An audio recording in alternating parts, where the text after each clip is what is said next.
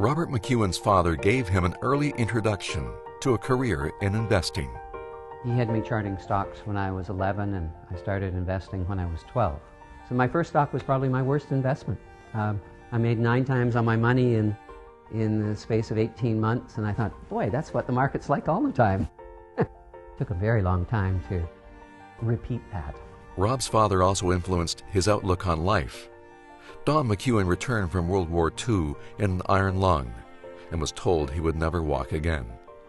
Refusing to accept that diagnosis, he worked to regain the use of his legs.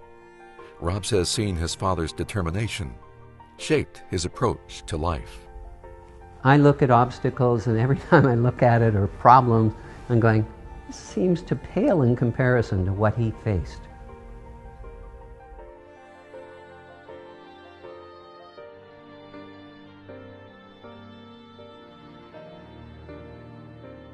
Born in April 1950, Rob's early schooling was at St. Andrew's College. He went on to receive a BA from Western University. His first exposure to the mining industry was a summer job at Inco in Sudbury, where he was offered a scholarship. And I said, well, that's really great. Thanks so much for that support. But mining isn't in my future. And today I look at it and think that's so ironic. But it did give me a basis of understanding underground mining. In 1978, Rob received his MBA from the Schulich School of Business at York University. Turning down multiple job offers, he decided to take 6 months to travel the world in an old army truck. When he returned, he worked at Merrill Lynch for a few years before joining his father's company. You know, I always found Rob to be a bit of a visionary, to understand what he was looking at that other people didn't.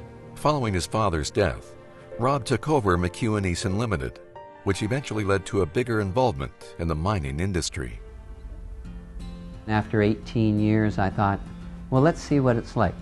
The probability of making a big discovery is very small, but the possibility exists, and that's what made mining a very special industry to me. Rob went on to create and grow Goldcorp into a global mining powerhouse. And over the course of 8 years, I took 5 companies, and there were 3 corporate restructurings, and we compressed them into one, creating Goldcorp Inc. He had patience that not a lot of other people really portrayed. I think it's that patience that allowed him to develop Goldcorp into such a strong company. In the mid-90s, the company's investment in an old mine at Red Lake paid off.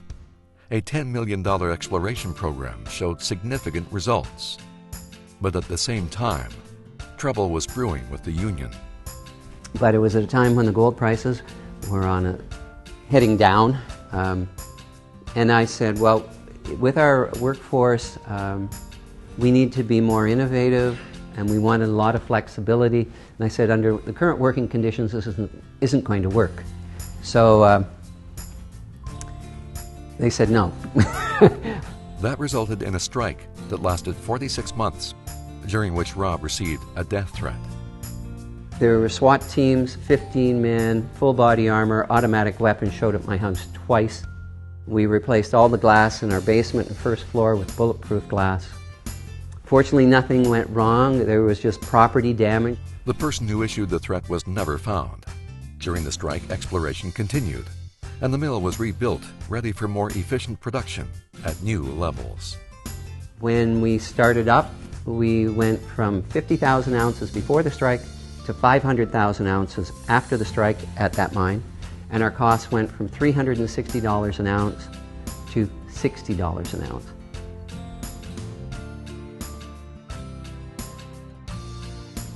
The Goldcorp Challenge was an example of Rob McEwen's innovative thinking. He did a radical thing. He took his geological data, which in the mining industry is a big secret. He published it, and he held a contest. Rob is a real innovator, and he's a very creative thinker. And the expression outside the box kind of fits him pretty well. You know, we all have these paradigms, mental models that put boundaries around what we think. Rob broke that paradigm. And in doing so, he caused many business leaders around the world to think hard about how we orchestrate capability in society to innovate, to create goods and services, and to solve tough problems. And in doing so, he made a big contribution not just to the mining industry, but to business globally.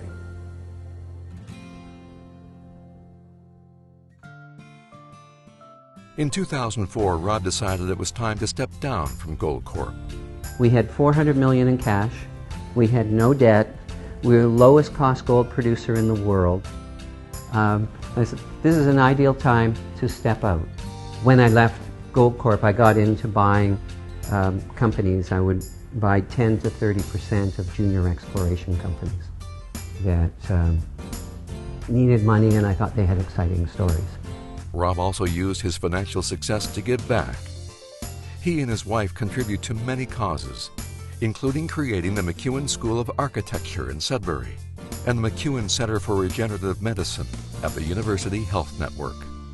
Rob's current focus is McEwen Mining. In 2015, we were one of the few mining companies with positive free cash flow. We declared a dividend, and today we went from $15 million to just under $70 million in cash. When he looks at strategies, he's not just thinking about how to make the company bigger. He's thinking about how to make the company more profitable and how to make the company's share price go up. In McEwen Mining, I don't take a salary. I haven't taken a salary for 10 years. I don't have any options. I don't get any bonuses. So I wanted to align myself right next to my share owners. And so the only way I'm going to make money is the same way they do, through a higher share price.